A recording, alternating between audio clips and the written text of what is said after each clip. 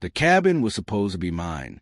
It was Mom's final gift, left me after she passed, a place where we'd spent countless summers swimming in the lake, roasting marshmallows, and watching the stars. But as I pulled up the gravel road, the place looked nothing like the warm, inviting retreat I remembered. Something was wrong. At first, I thought my eyes were playing tricks on me. The small wooden structure, nestled between towering pine trees, now stood behind barbed wire fencing. Thick, twisted metal wrapped around the entire property like some kind of prison yard. A massive red violation notice was nailed to the front door, its bold black letters visible even from my car. For a moment, I just sat there, my heart pounding. What the hell was going on? I slammed the car door and approached the fence, my fingers gripping the icy metal. A rusted barb sliced my palm, making me jerk back in pain. That's when I noticed the HOA logo on the violation notice. HOA? Mom had never mentioned an HOA. I grabbed my phone and dialed the only person who could help. Mom, something's wrong, I said the moment she picked up. Slow down, Alex, she replied, her voice tired but steady. What's happening? I swallowed hard. The cabin, it's barbed wired shut. There's a violation notice from some HOA. What's going on? There was a long pause. Then she sighed. I was afraid of this. I didn't have to wait long for answers. A white SUV pulled up, tires crunching against gravel. A woman in a crisp blue suit stepped out, clipboard in hand. Her sharp, calculating gaze swept over me like she was appraising livestock. She marched right up to the fence, tapping the massive violation notice like it was a holy decree. This property is in violation of multiple HOA regulations, she announced. Who the hell are you? I demanded. She didn't even blink. Elizabeth Winters, HOA compliance officer. I stared at her, incredulous. This property doesn't even belong to the HOA. It was built before your stupid organization even existed. She gave me a tight, insincere smile, flipping through her clipboard. The moment your mother inherited this property, it became subject to the current HOA bylaws. She shoved a massive binder into my hands. It was so thick it could stop a bullet. You have 14 days to fix all violations. Failure to comply will result in daily fines. My blood boiled. 14 days? That's impossible. What are the violations? Mrs. Winters ticked them off on her fingers. The roof is the wrong color. The boat is visible from the street. The wildflowers are unapproved. The wooden shutters don't match the aesthetic of Pine Harbor Springs. I laughed bitterly, cutting her off. You want me to repaint my dead grandfather's rowboat because it's not beige enough. She didn't even flinch. Rules are rules. Then, as if this wasn't already absurd enough, I saw a man across the street taking photos of my cabin with an expensive camera. My stomach twisted. Something about this felt off. That night, I didn't sleep. Something about the way Mrs. Winters acted, the barbed wire, the guy taking photos. It all felt too coordinated. This wasn't just about HOA rules. The next morning, I stepped outside and found an old man and his golden retriever standing near the fence. You must be Mayor Morgan's kid, he said, offering a kind smile. I blinked. Yeah, how do you know that? Small town, he said. I'm Jack, 2 doors down. I liked him immediately. He leaned in, voice lowering. Listen, don't let Winter scare you. She does this to everyone new. Why? Jack hesitated. Then, after a glance around, he muttered, Because they want your land. My skin prickled. What do you mean? Jack gestured toward the lake. The HOA started buying up properties last year. Only lakefront ones. The ones they can't buy. They force out. I stiffened. And here's the real kicker, Jack whispered. Gerald Thompson, the guy who runs the HOA, he also owns Big Pine Development. I felt my breath catch. Jack's weathered face darkened. They're clearing land for a luxury resort. And your property? He gestured at the barbed wire surrounding my cabin. It's prime real estate. I rummaged through the attic that night, searching for answers. Buried beneath old letters and yellowed maps, I found the original property deed from 1962. There was no mention of a homeowners association. Then something caught my eye. A survey map from decades ago showed that our property sat directly on the only natural access road to the lake. If someone wanted to develop the shoreline, they'd need this land. My stomach turned. This wasn't just about petty HOA violations. This was about control. They weren't trying to fine us. They were trying to force us out. The next morning, I was awakened by loud banging at the door. I stumbled out of bed, still groggy, only to find 3 men in matching polo shirts standing on my porch. HOA inspection. Before I could protest, the tallest one pushed past me, stepping inside like he owned the place. "Hey, you can't just—" Kitchen, non-compliant. One of them called out, scribbling something down. Bathroom, outdated fixtures. Another added. Living room, furniture visible through windows. The last one muttered, as if that were some kind of criminal offense. My hands shook with rage. "Get out of my house. Now." The tall one smirked, holding up a document. "According to Section 23 of your HOA agreement, we have inspection rights with 24-hour notice." I snatched it from his hand, scanning the signature at the bottom. It was Mom's name, except the handwriting was completely wrong. This was a forgery. I pulled out my phone. "I'm calling the police. You're trespassing." For the first time, their confidence wavered. The short one shifted uncomfortably, glancing toward the door. "This isn't worth it," he muttered. As they hurried outside, I caught one last whispered sentence. "Thompson said this would be easy." That was the final straw. I grabbed my keys and called Mom. "I'm on my way," she said. Her voice was tight with anger. "If they forge my signature, Alex, this is serious fraud." I knew one thing for sure. This wasn't over. Mom arrived early the next morning, stepping out her car in a sharp blazer, looking more like a war general than the woman who once spent summers teaching me how to swim. Her eyes landed on the barbed wire surrounding our cabin, and I saw the moment her patience snapped. "This is illegal," she muttered, marching toward the property line. "I don't care what bylaws they think they're enforcing. This is flat-out trespassing." We barely had time to discuss before another HOA-branded SUV rolled up. And just like that, Mrs. Winters stepped out, her ever-present clipboard clutched like a weapon. "Oh, dear," she said in mock concern. "You weren't supposed to see this yet." "Remove the fencing," Mom snapped. Mrs. Winters sighed dramatically. "I'm afraid that's not possible. The property is currently in noncompliance, and as a safety measure—" Mom cut her off.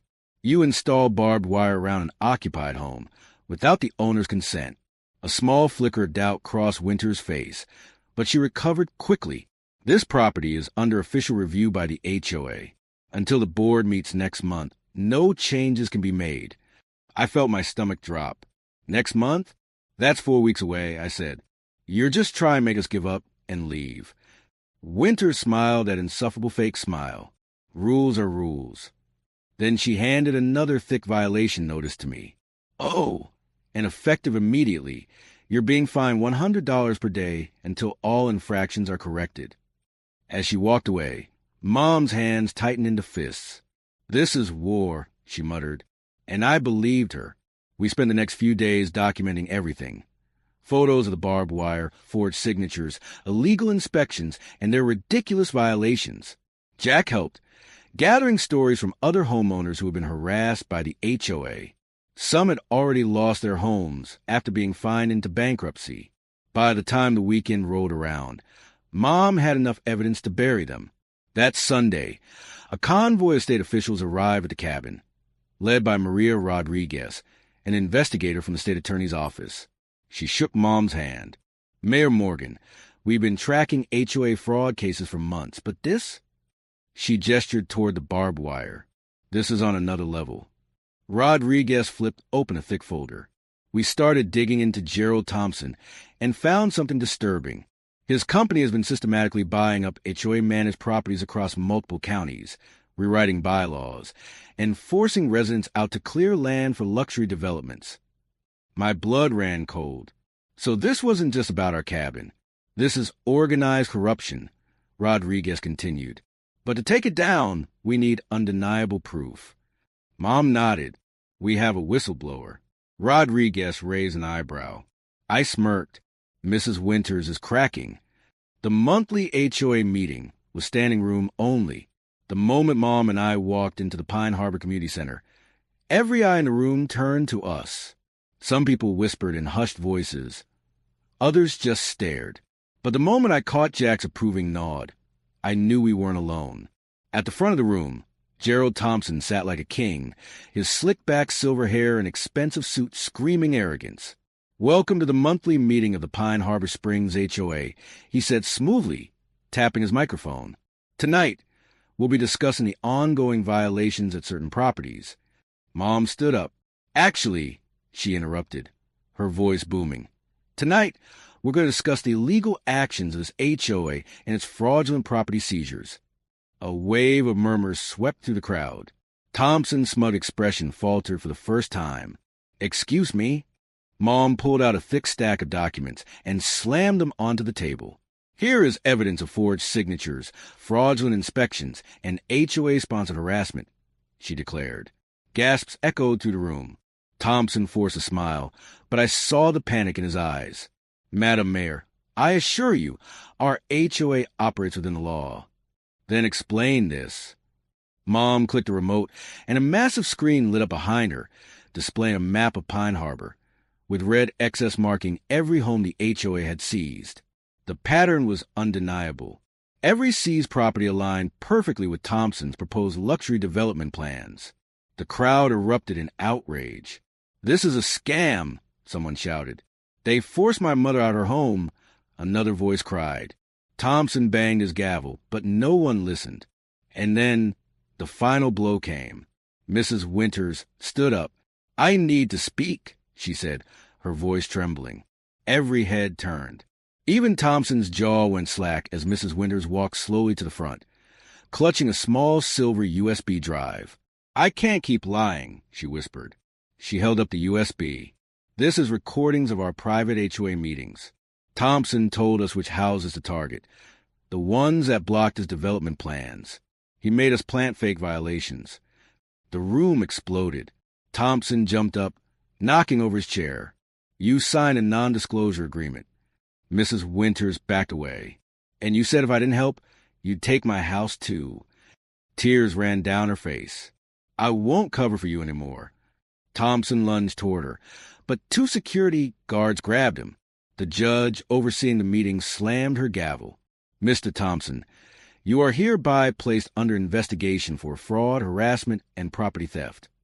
The crowd cheered, but as Thompson was escorted out, he shot us a deadly glare. "You have no idea what forces you're messing with," he hissed. His words sent a chill down my spine. What the hell did he mean? The next day, news of the HOA scandal spread like wildfire. State officials raided Thompson's office, uncovering dozens of fraudulent property transfers, illegal kickbacks, and shell company accounts tied to a powerful senator. That night, Jack rushed over to our cabin, laptop in hand. "You need to see this," he said breathlessly. On his screen was breaking news. Footage of Senator William Vaughn being led away in handcuffs. Thompson wasn't working alone, Jack explained. This senator was funding his operation, using HOAs to seize land and funnel money into his own businesses. I felt a wave of satisfaction. We hadn't just stopped Thompson. We'd just exposed a statewide corruption network. But as I looked toward our barbed wire cabin, something told me this wasn't over yet. The victory was supposed to feel satisfying. We had exposed Gerald Thompson, gotten him arrested, and even unveiled a statewide corruption network. The HOA was collapsing. The fines against us were suspended, and an official investigation was underway. But something didn't feel right. The way Thompson had glared at us as he was dragged away, the venom in his words. "You have no idea what forces you're messing with." Jack had been digging into Thompson's connections, uncovering more links to powerful people, including real estate moguls and politicians with deep pockets. And then it happened. That night, the roar of sirens shattered the silence. Mom and I had barely settled in for a night of rest when my phone buzzed with a call from Jack. "Alex, you need to get to the cabin. Now." Something in his voice chilled me to the bone. We sped down the winding road, the glow of emergency lights flickering between the trees. As we rounded the final turn, my stomach dropped. Flames shot into the night sky, turning our cabin into a towering inferno. No! I leaped out of the car, but a firefighter blocked me. Stay back, sir. It's too dangerous. That's my cabin. I yelled. Chief Martinez, the fire captain, approached Mom with a grim expression.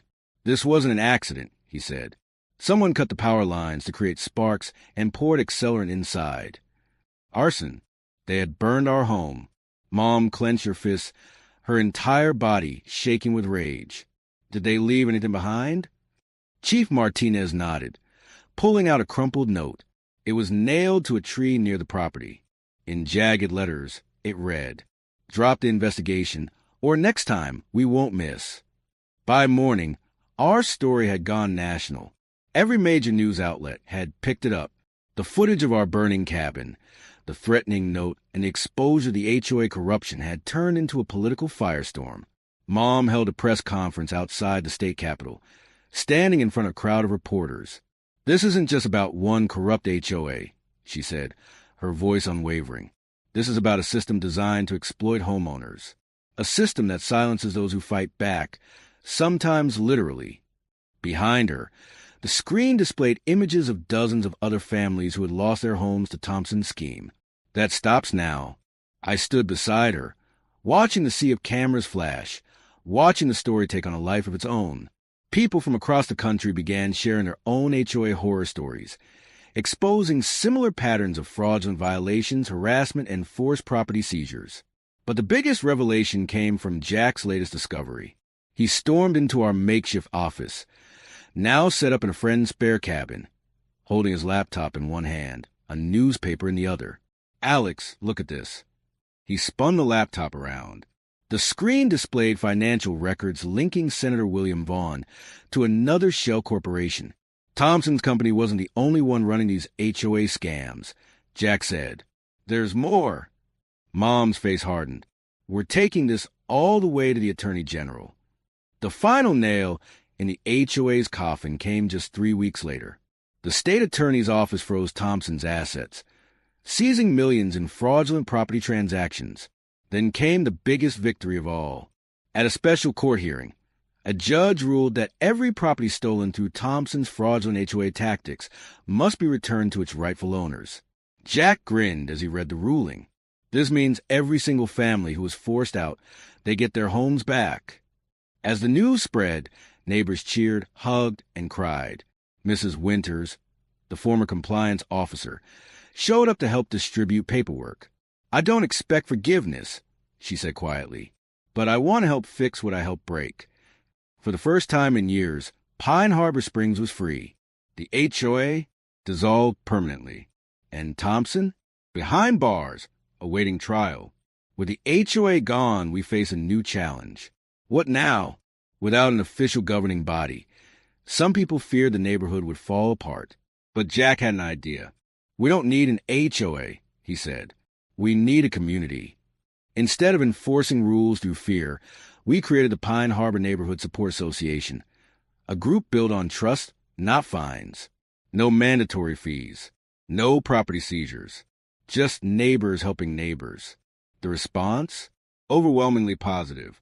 People volunteered their time to help clean up the lake, fix broken fences, and support the families who had lost everything to the HOA's greed.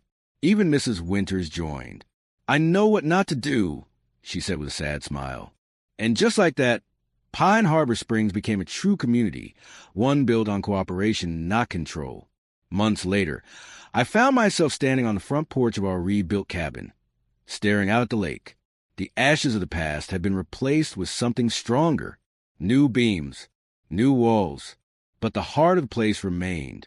Mom sat beside me on the old wooden bench we had salvaged from the wreckage. "Look what you built," I said. She smiled. "What we built." Jack joined us, holding 3 mugs of hot cider. "Senator Vaughn's replacement is pushing for new laws against predatory HOAs," he said. "They're calling it the Pine Harbor Protection Act." I laughed. We actually changed something. Mom squeezed my hand. That's what happens when you stand up and fight. Across the lake, I saw something that made my heart swell. A family unloading a moving truck, smiling as they returned to their home. A home the HOA had stolen from them. And for the first time in a long time, I realized this wasn't just about saving our cabin. It was about saving an entire community. And we had won.